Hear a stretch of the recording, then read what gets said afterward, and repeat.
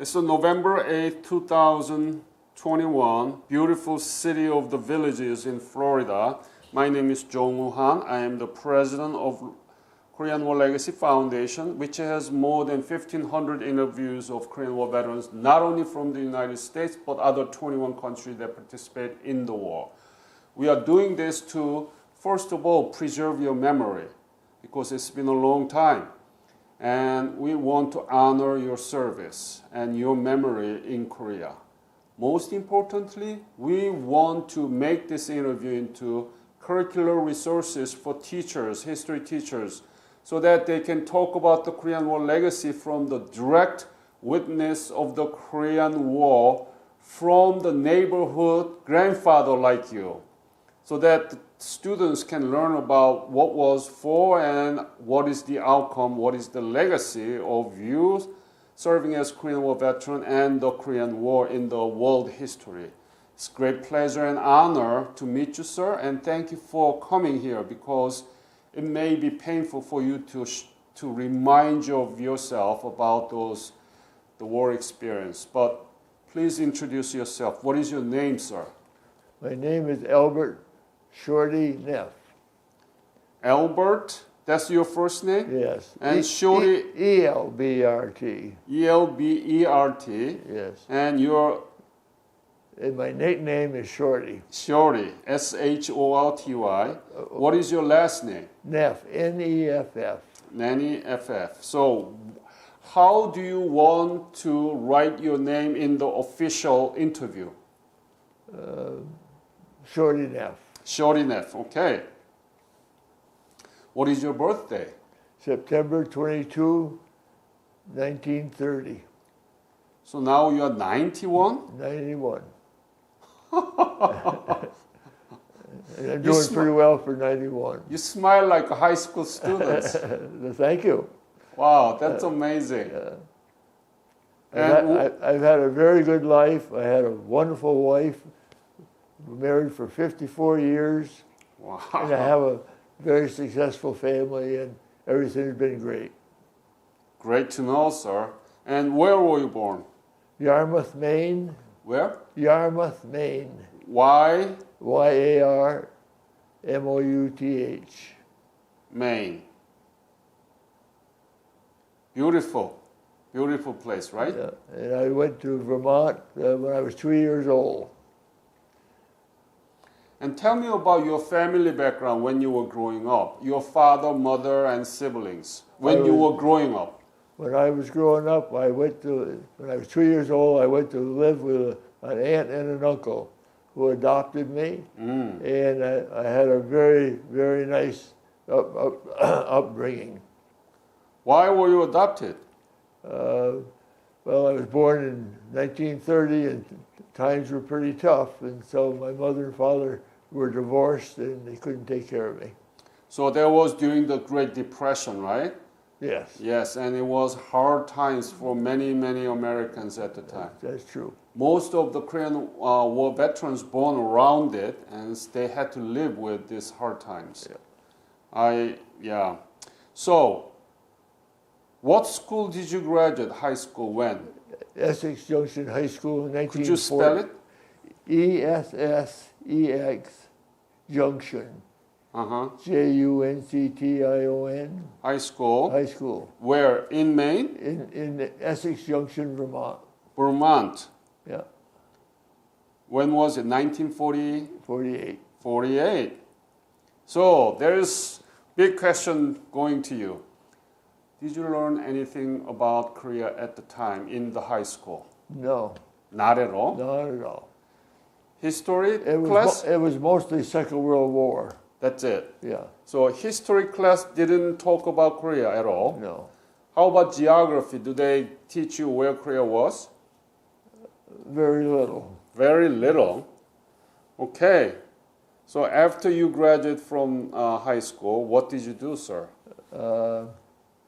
Well, I kind of bounced around for 3 years, and then I was drafted into the Army. When was it? Well, I was supposed to be inducted in the Army in October, But I went to see Mrs. Landers, who was in charge of the commission, and she upped me till April, so I went early. That was my first time that I volunteered. 51? Yeah. Was it 51 April? Well, yes. Mm-hmm. Yeah. So that was the first thing you volunteered. Yeah. Was it a good decision? Yes, I think so. So where did you go for boot camp? Fort Hood, Texas. Fort Hood, Texas, yes. And from there, when did you leave for Korea? Well, while I was at Fort Hood, Texas, I had the opportunity to go to the tank school up at Fort Knox.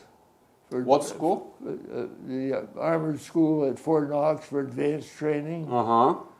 And then I came back, and a friend of mine, Lieutenant Swartz, had volunteered to go to Korea. And my second time I volunteered to go to Korea. So, was it a good decision? Really a slow learner. Was it a good decision to go to Korea? Pardon? Was it a good decision to go to Korea? Yes, I'm glad I did it, but I wouldn't do it again. So when did you leave for Korea from where? I left in January of '52. Mm-hmm. And From where? From Fort Devens, and then Seattle, Washington. Mm-hmm. And when did you arrive in Korea? Probably 3 weeks later, went over on a victory ship called Private Sidori Minimori, and I certainly can't spell it. Uh-huh. Where did you arrive in Korea? Incheon. Incheon. And so that must have been like a February of 1952? Yes. Mm-hmm. And Must have been very cold. it was cold. And I can remember going down the rope ladders and saying, what in the hell am I doing here? What were you doing there? Just had volunteered, and there I was. And went in and was interviewed and was sent to 64th Tank Battalion. 60 what? 64th Tank Battalion. Mm-hmm. And what regiment? 3rd Army. 3rd Army? Yeah.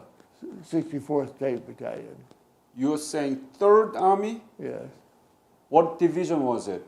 I mean, the 3rd Division. 3rd Division. 3rd Division. And what was your MOS?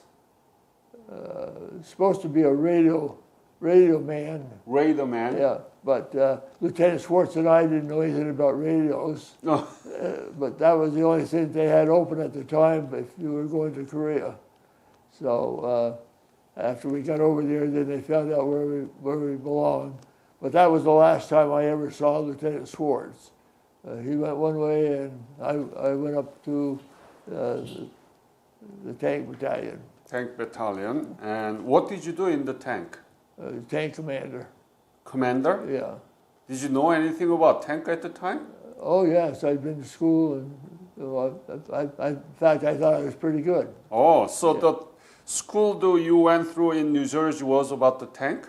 In Kentucky. Kentucky? Fort Knox. Oh. And all my basic training was in tanks too. I see. I'm sorry. I don't think I asked about that. But so from Incheon, where did you go? I don't know. Did you go to Seoul? No, we went right up to the front lines. Okay. Was it all Baldi? Well, my experience when you're in combat, you have a lot of confusion. Yeah. And you hear you're at Jane Mansfield, or you're at Heartbreak Ridge, or you're here or there. So you've been all over? Well, wherever the 2nd Rock Division was at that time, is where we supported them. Okay. So from Incheon, you directly up to the main resistance line, right? Yes. Yeah, MLR, main line of resistance. And then, so tell me about the battle experience you had there. Well,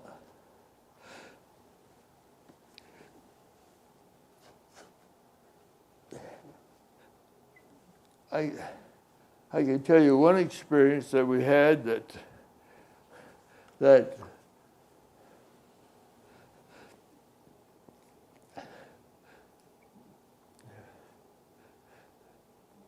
we were in a minefield and lost a tank, and then later on we 6 of us went out to get the tank. And you want to remember that if you're in combat, a few thousand yards is a long time, long distance.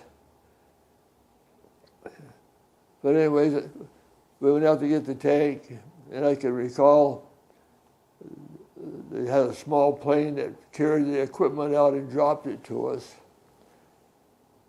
And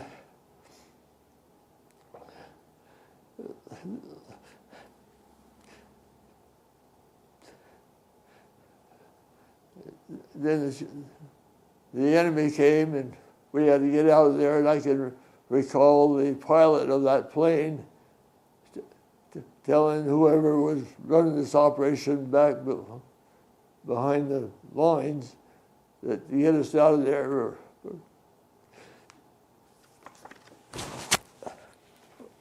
And there was a Sergeant Emmel who had a walkie-talkie, and he had a ground wire to the tank, which was probably 4 or 5 feet long. And as he started to run, the radio was strapped around his shoulder and pulled him right back as the bullets were spitting on the ground. So anyways, a few days later, we went out with 2 other tanks and pulled that tank back in because the commanders didn't want it out there. It was a bad influence. And as I said, we lost a platoon leader that time. And incidentally, the colonel, I think it was Colonel Grant that was with us on that mission. And how did it happen? Was it from North Korean tank, or how did it happen so that you lost the platoon leader? We were caught in a minefield. Minefield. And so the mine blew up? Here's the and who's the person there in the picture? That is Sin Yun Tuk, my Korean interpreter. Shin Hyun Tak. Just an outstanding soldier. So what was his rank? I think he probably was a sergeant in the Korean Army. Korean Army, not Katusa. Pardon? Was it Katusa? Korean augmentation to the U.S. Army. Yeah. Okay. Yeah. It's a Second Rock Division. Uh-huh. And when you don't leave a soldier behind, I can remember that we just grabbed the guy by the bones of his legs and his shoulders and threw him up on the back of the tank. And we had 2 other tanks with us, and we backed out of there. And that was an experience that... What were you thinking? You were thinking you could survive or die there, being killed? What were you thinking?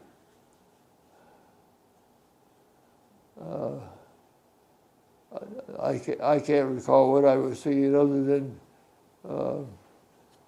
as I reflect back on it now, we're pretty darn lucky that we weren't, some of the rest of us, injured at that time.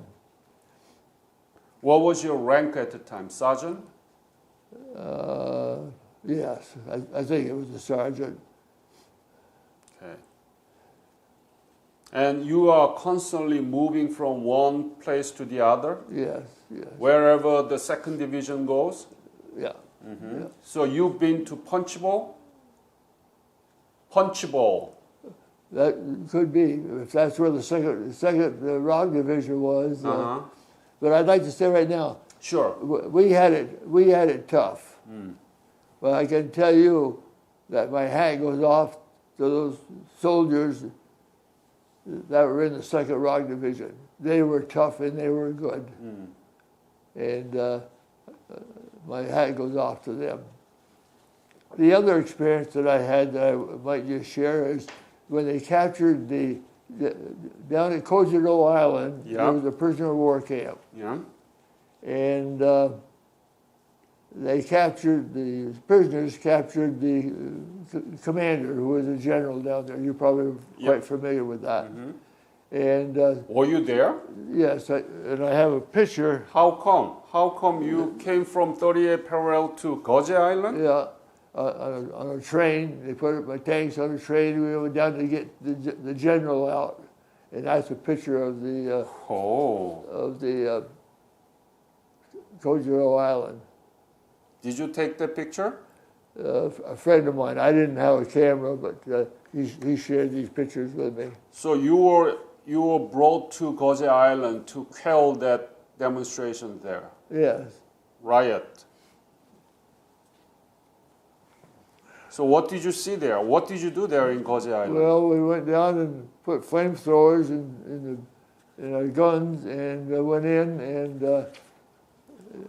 again, you don't get the whole story, but they freed the general, and but I can recall when we'd come out of the compound that we'd have to strip down and you get sprayed for diseases. Did you shoot them? No. You didn't use any machine then? No. All right. So then after you done, you came back to where you were? Went back up to the front lines, and I waited to take my R&R 3 weeks before I came home. Went over to Japan for 3 or 4 days, and then came home. When did you leave Korea?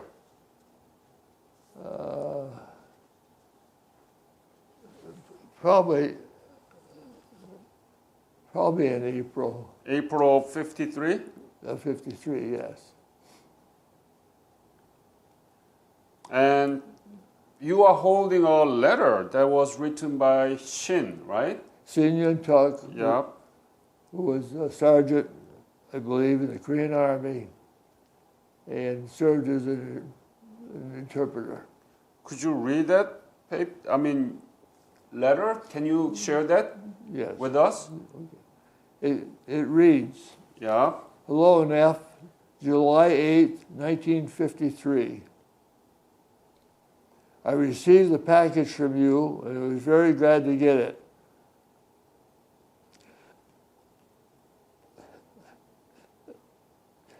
I and all the boys enjoyed ourselves with the candies.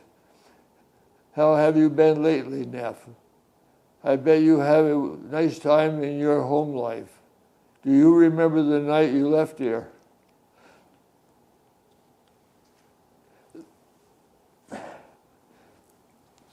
I was on guard that night. As soon as I walked in the tent from the guard, you were going out with 2 bags. Then I helped you carry baggage. I was very sorry because I was on guard. I should write you before, but I didn't know your address. Now I know your address, so I can write you whenever I have time. I'd like to hear from you and let me know how things are going. Is that okay?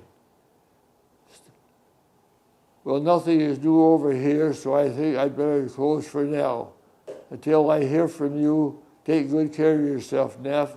Thanks again for your package. From sincerely friend, Shin Yun-tuk." Could you show the picture? Yes. That's amazing.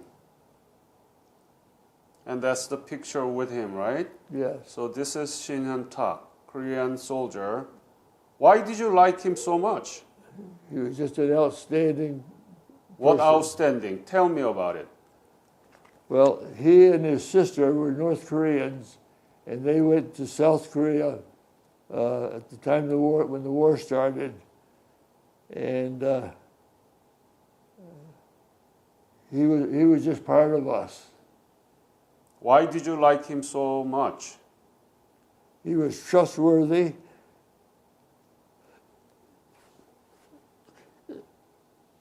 And when I called on volunteers, he was the first one to step up and volunteer.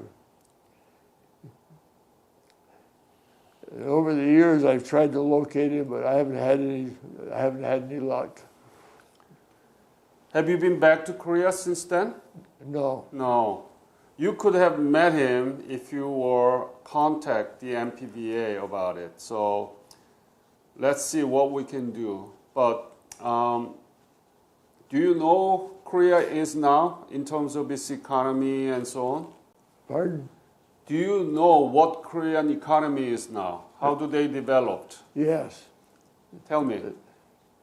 Well, as far as I know, they have probably one of the 10th biggest economies in the world. Mm-hmm.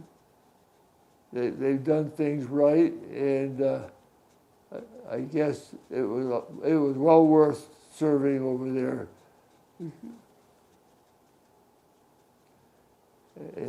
And they are one of our best allies, that's for sure. Mm-hmm. So the rank of Korean economy in the world is now 10th. Is that yeah. Yeah, 10th in the world. In Can the you world. believe that? Yeah. Did you ever imagine that Korea would become like this today? I had no idea. No idea. No idea. When you left Korea, do you think that Korea would change like this? No. Why not? Just it's beyond your imagination. They've done an excellent job. Right. So that's why we are doing this. Such a beautiful outcome out of your service and your sacrifice, your painful memories, and U.S. government, United States poured the money, send 1.8 million men and women to there to save, right, to fight against communism. But still, it is known as forgotten war. How ridiculous is that? Do you agree with me? Oh, yes.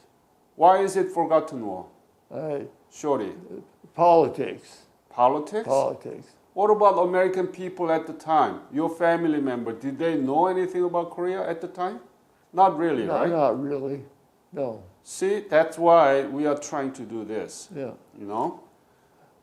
I was aware somewhat of Korea, being in the Rotary Club or the Lions Club. We would have speakers, and I can remember when the first people were sent over there. So, when you were there, where did you sleep and what did you eat? Tell me about the life when you were there as a soldier in Korea. Well, it was damn cold, and we didn't have any heat in our tanks, although we were very fortunate we could get up on the back of the tanks and get some heat. Where those poor rock soldiers, they didn't have that opportunity. So compared to what they went through and what we went through, it was a lot different. Mm-hmm. We lived in, I can recall that we had 2 sets of underwear, and you had 3 pair of socks, and you kept the socks one on. Oh, one of the good parts about it, the first winter I was over there, we had those shoe packs, and we really weren't equipped for the cold weather. But the second winter, they provided us with Mickey Mouse boots, and those were great. So, you were sleeping in the Either bunkers or tents. tents. Yeah. What did you eat? Sea ration or hot meal? Oh, so we didn't get any hot meals. No, sea rations. Yeah. So, A shower was unheard of. you never shower there? not for a long time. Yeah. So, what did you do after you come back from Korea? I went to work for the telephone company, What company? New England Tel, and then Verizon, and they kept switching. And my last assignment with the company position was I was a lobbyist Oh, for the last 7 years that I worked. lobbyist for what? Verizon. What do you mean lobbying for Verizon? You represent Verizon and you work with who? Who did you lobby? The state of Vermont, and would go to Washington I see. and meet with the representatives, and now somebody that's in the limelight for a long time is Bernie Sanders, and I knew Bernie for 40 years. Really? Back when he was mayor, because he was always trying to, well, I won't get into that, but Trying to what? he was always trying to take over the telephone company or something, and so we always had that as a little issue. Yeah, my two daughters love Bernie. Is that right? Yeah. Oh yeah, we love him. I think his mind is really justful and he's really straight shooter, and we love it. Okay. Yeah. Yeah. I don't think he is a communist or a socialist, but people find him very wrong. And I don't think it's fair. But anyway, so were you able to write letter back to your family at the time when you were in Korea? Yes, but we didn't get much correspondence. No? No. But many had a correspondence. Korean War veterans, they used to write every day and get the letters from their family. That wasn't your case? Oh, no. Not at all? No. Every 2 weeks maybe or something like that. I see. Yeah. Were you able to visit other city in Korea at the time? Oh, no. No, not at all. There So wasn't you- any other cities. Where we were, there didn't seem to be any other cities. There were just mountains and valleys, and I don't recall. I recall one time going back for supplies to Seoul, going through a small town, but up where we were, there wasn't much. And what few houses we saw, we kind of demolished as we were there. Yep. Are you proud to be a Korean War veteran? Am I proud to be? Oh, absolutely. Why? I just think that it was the right thing to do. Right thing to do what? Pardon? What was the right thing to do? Well, I guess I had a lot of respect for the Second World War veterans, and I saw what they went through, and I thought maybe it was just probably the right thing to do. You volunteered twice to enlist the army, and then you volunteered to go to Korea. Yeah. You don't have any regret about it? No. Not at all. No. I wouldn't do it again. Oh boy. But I'm glad I did it. So, were there any other dangerous moment that you might have been killed during the service in Korea? Well, there's always. Always? I'd like to. This is a picture of one of my tank crews. Tank? Where was it? they were just one of my tank crews. Oh boy. Do you remember their names? Sergeant Emmel,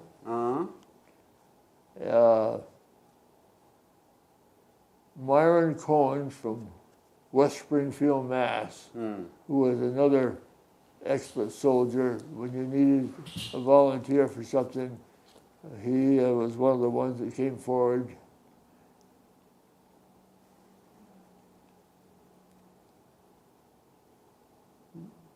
That's about all that I remember of the crew. How many survived? Do you know? Oh, I think most survived. Okay. Are you in contact with them? No, No. no. Shorty, any other picture you want to show to me?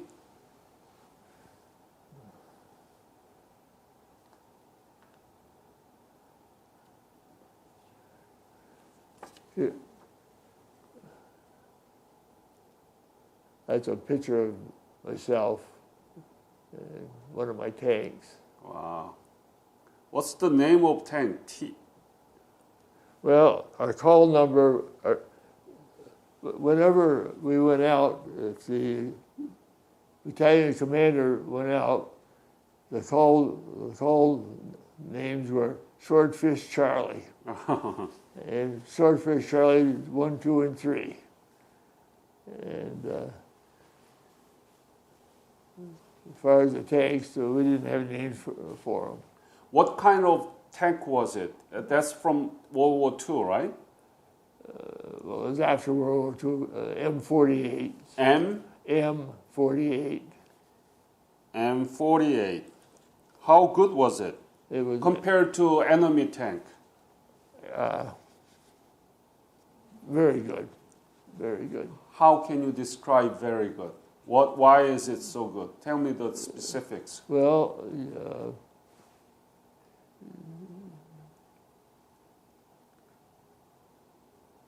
if you were shooting, the artillery shells were very great. And what you would do if you were shooting, you would shoot a high explosive shell just to get it out towards the target, and then an armor-piercing shell after that. And what we used to do is fire for effect, where you see where the blast was when you shot at the target, and then you would just move your gun over to there, and that's the way you zeroed in. Did you know anything about enemy tank compared to M48? Not a lot, no. Mm-hmm. But the American tank was better than the enemies. Yeah. Well, I thought it was. Mm-hmm. Good. Any other episode you want to leave it to this interview? No, I think that's about it. What would you say to Mr. Shin? You received the letter from him. You were not able to write back to him, right? Did you write back to him? Senior Tuck? Yeah. No. I sent him the package, and then that was kind of the end of it. So I want to give you the opportunity to tell him now. Return the letter and tell him this is a video letter to him. If he is alive, he will hear from you. So say to him. What would you say to Shin and Tak? Shin and Tak, I would just love to get back with you. And if you have the opportunity, and if through this process you are able to contact me, please do so. What is your address? My address is 7 Oak Street. 7 what? 7 Oak. 7 Oak Street, O-A-K Street. Essex, E-S-S-E-X, Junction, Junction, Vermont 05452. But you are here in Florida right now. But they will forward it to me. Oh, okay. Okay. So again, 7 Oak Street, Essex Junction, Maine, No, Vermont Vermont. What's the zip code? 05452. So other than that, what would you say to Shin Hyun Tak? Tell him. Look at the camera and assuming that you are talking to Shin Hyun Tak, what would you say? What do you want to say to him? Look at the camera, please. I want to thank Shin Hyun Tak for everything he did for me, my men, and the country. He was an outstanding young person. And while I'm at it, I would like to know how his sister is doing. When you moved down from North Korea, I could recall that your sister lived somewhere in South Korea, and occasionally I would give you an opportunity to go see your sister, and you would bring fruit back to us. More friendly message. What would you say to him? Not to me, but to him. Hyun Tak, how are you? Things like that. Sid, I've tried several times to get a hold of you, and I really think that you're an outstanding person, and would love to have you get in touch with me. Excellent, excellent. I hope that this video will be available. It's going to be in YouTube, so everybody will be able to watch it. And if so, finally he may write back to you. If something happening, he may be able to contact you. How old was he? I would think that Sid was probably, at the time, I was 21, he was probably 18 or 19. So he is younger than you? Oh, yes. Okay. But not much. Yeah. Oh, this is beautiful. But you can see from this picture that I really admired him. Yeah. And he writes very good English there. How come he does speak so well and write? I'm not sure if that's his writing or if someone wrote it for him. Got it. But was he able to speak in English? Oh, yes. He was a smart little guy, well, I'll tell you. That's amazing, isn't it? I don't think he was educated in school for English. No. Huh. All right. Anything else, Shorty? Well, if by chance he's able to contact me, I'm certainly going to get back to you and thank you for your assistance. Oh, you are very nice of you. Very nice of you. Sure, of course.